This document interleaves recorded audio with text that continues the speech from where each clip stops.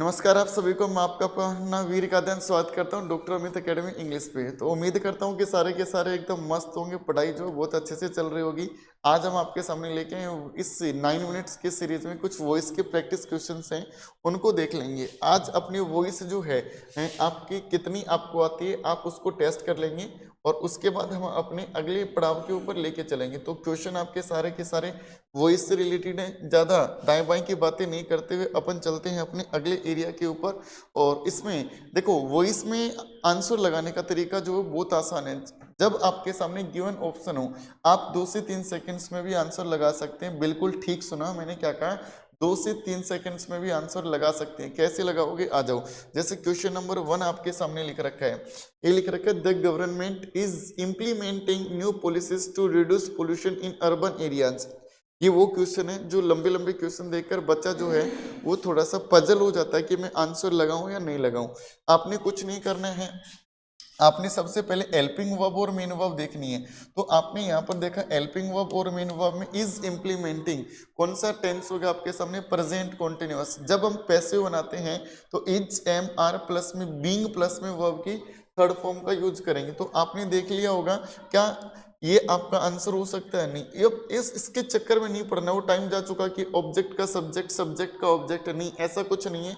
आपने क्या was being हो सकता नहीं, इज एम आर में से बिल्कुल हो सकता है। ऑप्शन 2 बचे हमारे सामने। न्यू पॉलिसीज जो आपका सब्जेक्ट बनेगा वो प्लूरल है और प्लूरल हुआ तो हमारे सामने इज भी गलत हो जाएगा। आंसर क्या हो जाएगा आपका, बी फॉर बॉम्बे, यानी आर वाला जो है आपका बी फॉर बॉम्बे ठीक हो जाएगा। क्वेश्चन नंबर 2 जो आपके सामने, जो मैं आपको एक तरीका जो बता रहा हूँ पेपर में काफी मदद करेगा आपके।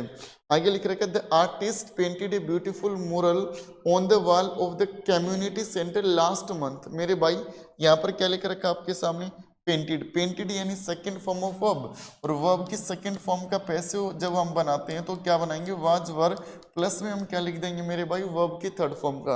तो इसमें क्या ये आंसर हो सकता है? नहीं हो सकता। क्या ये हो सकता है? नहीं हो सकता। वाज या वर इनमें से हो सकता है। तो जो सब्जेक्ट है वो ढूंढ लो। इतना ध्यान रखना, इंग्लिश लैंग्वेज में सब्जेक्ट यदि सिंगुलर है तो सिंगुलर हेल्पिंग वर्ब का यूज करेंगे, और सब्जेक्ट प्लूरल है तो प्लूरल हेल्पिंग वर्ब का यूज करेंगे। तो ए ब्यूटीफुल मुरल सब्जेक्ट कैसा हुआ आपका, सिंगुलर हुआ, तो वर वाला आउट हो गया। आंसर कौन सा हो जाएगा आपका, ए फॉर एप्पल हो जाएगा। 2 से 3 सेकंड्स में आप आंसर लगा सकते हैं, ज्यादा पजल होने की जरूरत नहीं है। क्वेश्चन नंबर 3 की तरफ हम प्रोसीड करते हैं, मूव ऑन करें।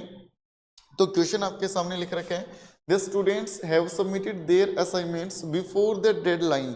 डियर लेडीज एंड जेंटलमैन, आपने यहाँ पर देखा हैव प्लस वर्ब की थर्ड फॉर्म कौन सा टेंस हो गया, प्रेजेंट परफेक्ट।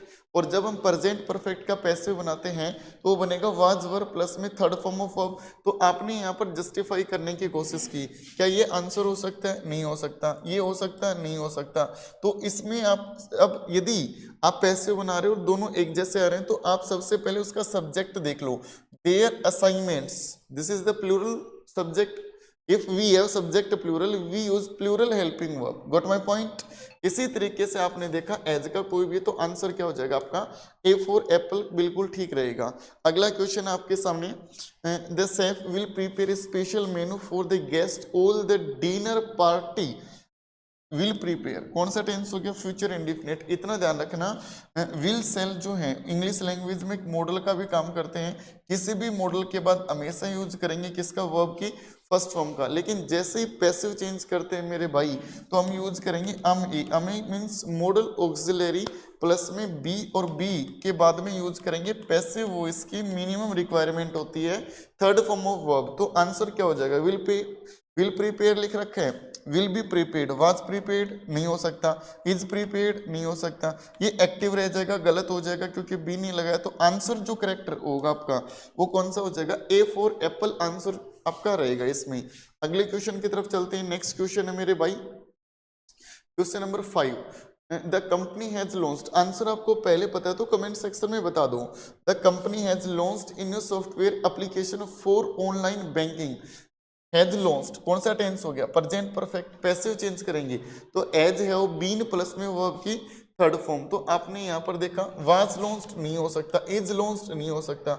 इन न्यू सॉफ्टवेयर एप्लीकेशन सब्जेक्ट कैसा है, सिंगुलर या प्लूरल। सिंगुलर हुआ तो एव का कोई भी काम नहीं है। आंसर क्या हो जाएगा आपका, ए फॉर एप्पल कहना बिल्कुल ठीक रहेगा। ठीक है, आगे आपके सामने लिख रखा है क्वेश्चन नंबर 6 की तरफ। थोड़ी सी स्पीड रखेंगे, अच्छे खासे क्वेश्चन है, कम टाइम में ज्यादा क्वेश्चन करने हैं। The engineers are testing the prototype. Prototype means the first model of a new device is known as prototype. This is a one word.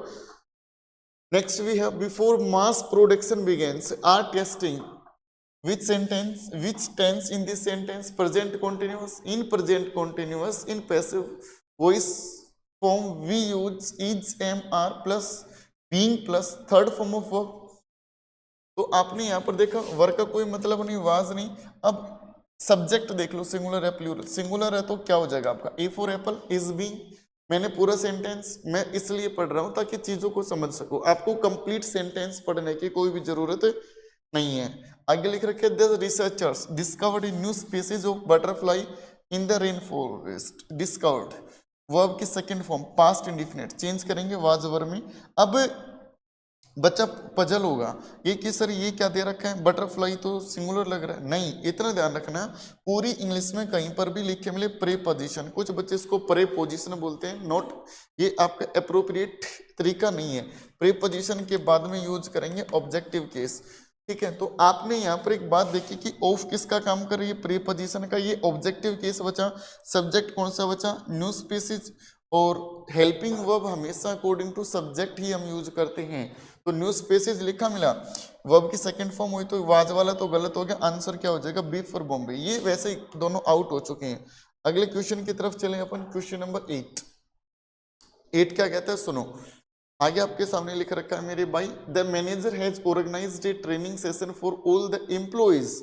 Has organised present perfect हुआ, present perfect का passive change करेंगे तो has और been plus verb की third form, was गलत है, is गलत है, ट्रेनिंग सेशन सिंगुलर हुआ तो आंसर क्या हो जाएगा ए फॉर एप्पल हो जाएगा इसमें, ठीक है।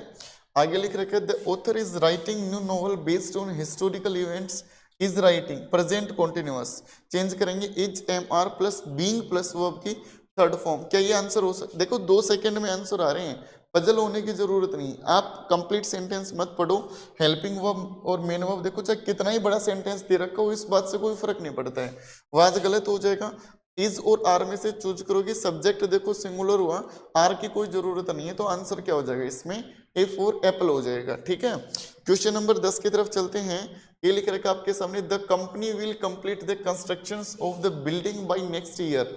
Will complete future indefinite, future indefinite का पैसिव चेंज करते हैं तो will shall plus be, passive voice की मिनिमम रिक्वायरमेंट होती है थर्ड फॉर्म ऑफ वर्ब। तो आपने इन सभी को आउट करके एक ही ऑप्शन है ऐसा जिसमें दिया गया है, आंसर क्या हो जाएगा ए फॉर एप्पल। 2 सेकंड भी नहीं लगते यदि आपने हेल्पिंग वर्ब मेन वर्ब को देखा और इसके सीधे ऑप्शंस के हेल्पिंग वर्ब और मेन वर्ब को देखा। आगे लिख रखा आपके सामने, the volunteers are planting, complete नहीं पढ़ूंगा मैं भी, आपके सामने आर प्लांटिंग लिख रखा है। इज, एम, आर प्लस में बीइंग प्लस वर्ब की थर्ड फॉर्म देख लो तो इसमें वाज वर्क आउट हो गया, इज बीइंग गलत हो गया क्योंकि ट्रीज प्लूरल है तो ऑप्शन ए के बचा ए फॉर एप्पल।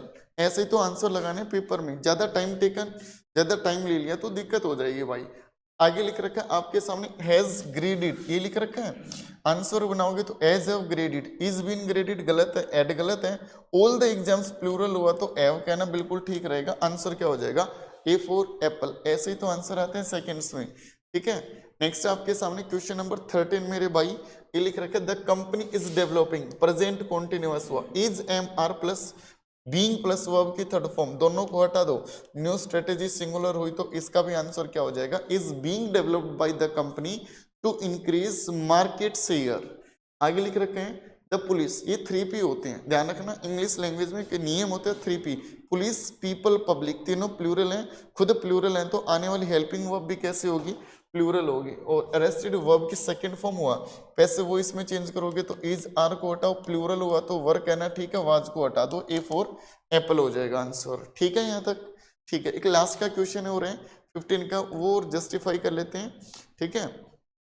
ये क्या कहता है देखो, is analysing, is, am, are being analysing, तो डेटा लिख रखा है, ये थोड़ा सा पजल हो गया, तो डेटा प्लूरल है सिंगुलर है, आप मेरे को ये बताओगे, ये आपके लिए आंसर है, आप कमेंट सेक्शन में बता देंगे, ठीक है। जिसने टेलीग्राम ज्वाइन नहीं किया, doctor Amit academy English Telegram join कर लो, अगली किस टॉपिक के ऊपर आपकी प्रैक्टिस चाहिए वो कमेंट सेक्शन में बता देना भाई। मिलते हैं अगली वीडियो में। यदि आप चैनल पर पहली बार आए हैं तो चैनल को सब्सक्राइब कर लेना, जिसने वीडियो को लाइक नहीं किया तो वीडियो को लाइक कर लेना। Thank you everyone.